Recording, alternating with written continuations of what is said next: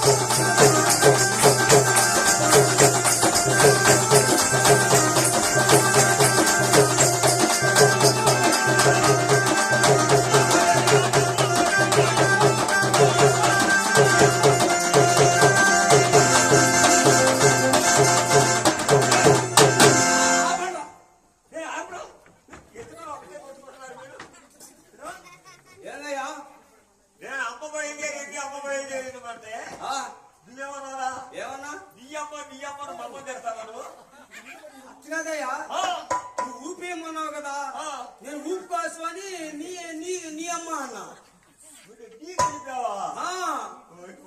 లేకపోతే మిమ్మల్ని ఎందుకంటే అసలే పొగా కోరుకొని పెంచుతాను. సరిగా కొట్టి బాగా కొట్టు. వెనక పడతానయ్యా. అమ్మవారి పలకలు కొలి రజక పైన ఉంది. అమ్మవారి పలకలు వస్తున్నారు.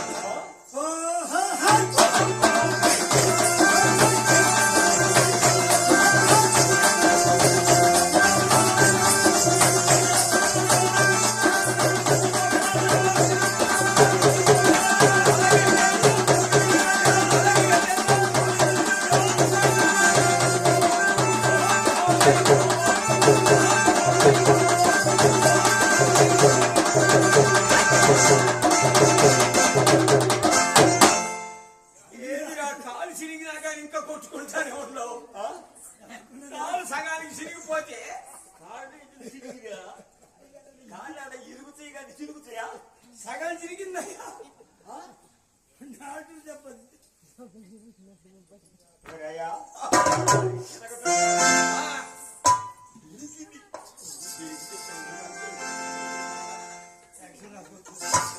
ఏదయ్యా ఇరిగితే మంచిదే. ఏందయ్యా పెద్ద రాసుకోవచ్చు. అమ్మవారు కాలశక్తి పరిమాణించి తండ్రి చేరుకున్నారు. వెంకటేశ్వర స్వామి చూచాట. చూసావా, 10 సెకండ్లు చూసిన నాపై భారం వేసి పెడుతుంది భక్తురాలు. తిరుపతిలో దీవించాలనుకున్న వెంకటేశ్వర స్వామి అందులో ఒక రూపాన్ని మారి వస్తున్నాడట.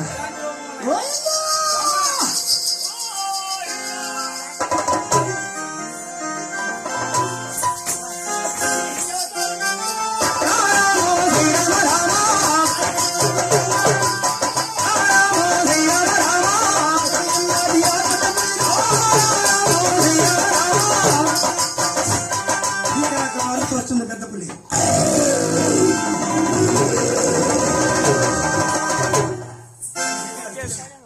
రజకులు పారిపోతున్నారు. జీతగాడి బెదిరిపోయినారు.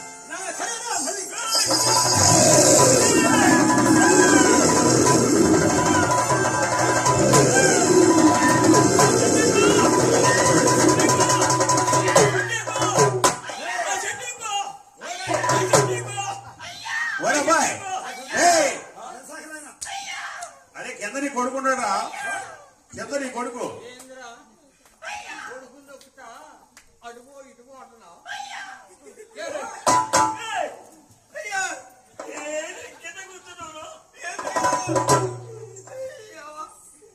ఎంత పోలే అవుతుందంటే నేను గుంట్లో కూర్చొని కంపేసుకుని అక్కడ పడకుండా ఉంటాను. అది తెలియక నా మీద ఎక్కుతున్నావు నువ్వు. రాయి కాదయ్యా నాకు ఈ పని.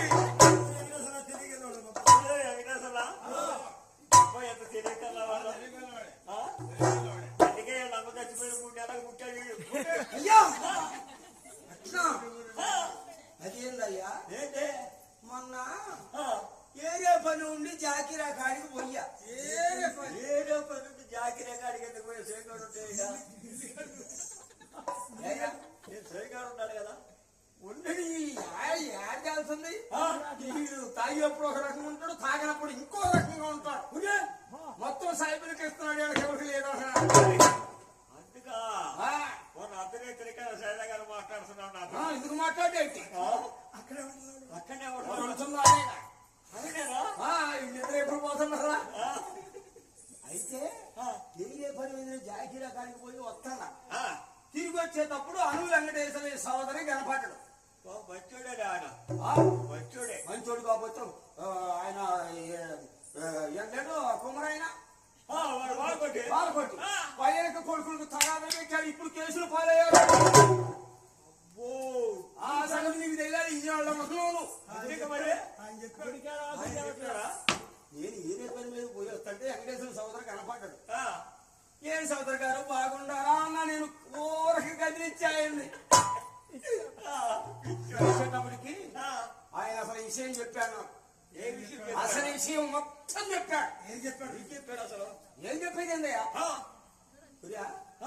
నువ్వు ఇట్లా రోడ్ల మనం తిరుగుతున్నావు కదా. అవును. గంటకి కొట్టుకుపోతున్నావు కదా. అసలు నువ్వు కొట్టుకెందుకు పోతున్నావో, ఆ. నువ్వు ఎందుకు పుట్టావో, ఆ. ఎవరికి పుట్టావో చెప్పాను. ఏమన్నావు నువ్వేమన్నావు? అదేంటండి అంటే అసలు గారు మా ఇంటి వాళ్ళ ఉంటాడు కదా. మా అమ్మ పోయింది. మా ఇల్లుడు మై మీద అంత చెప్పు తప్పండి సోదరు గారు, ప్రెసిడెంట్ గారు అన్నది. ఏం చెప్పాడు? ఆ రోజు కాల్చుకొని సర్దాం అనిపించానయ్యా. ఏం చెప్పాడు? ఎప్పుడు పుట్టావు, ఎందుకు పుట్టావు అని అడిగితే, వెయ్యి దేశాల మీద పోయడం 3 ఏళ్ళకి కడుపులు పడ్డావురా అన్నాడు. వాపు వాడు వాడు నువ్వు ఎట్టున్నావురా? ఆయనే చెప్పింది వాడు వచ్చాడు కాదురా.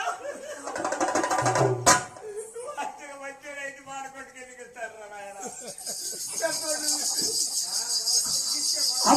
అందరు బదిపోయి పారిపోతున్నారు అనుకున్న వెంకటేశ్వర స్వామిదే అడవిలో ఇంకో రూపాన్ని మళ్ళీ ఎదురుస్తున్నాడు. ఎదురు కూడా భయపడుతున్నాము. శ్రీ వెంకటేశ్వర స్వామి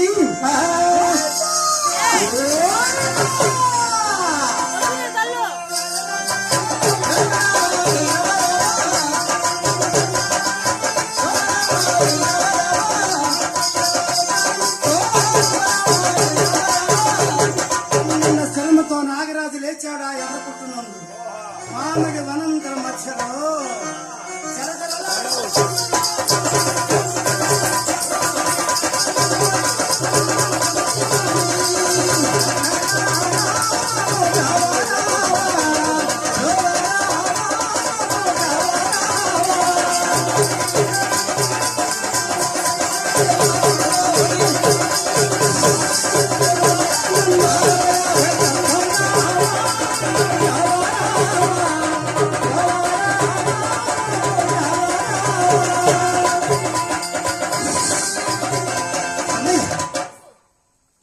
పులికి వెళ్ళిపోయింది.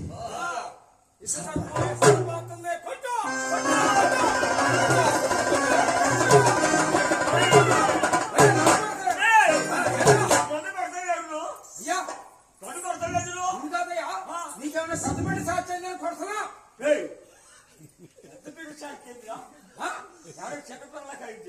చిన్నపిల్ల చేస్త పెద్దోళ్ళకైతే పెద్ద బిడ్డ సాక్షి అయితే నేను కొడుతున్నా తగ్గిందని.